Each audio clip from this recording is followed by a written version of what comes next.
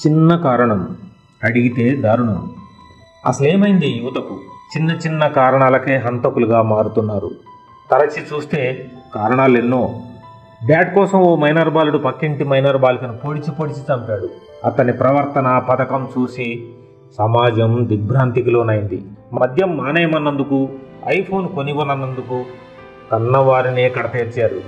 మాదక ద్రవ్యాలు సేవిస్తూ ఫోన్ విషయంలో గొడవపడి తమ స్నేహితుడిని కత్తితో పొడిచి చంపారు.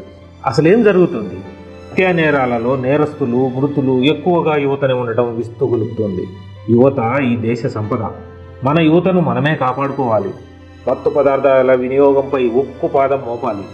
ఏ చిన్న సమాచారం ఉన్నా 100 లేదా 112 లేదా 1908 నంబర్కు కాల్ చేసి చెప్పండి. మీ పేరు రహస్యంగా ఉంచబడుతుంది.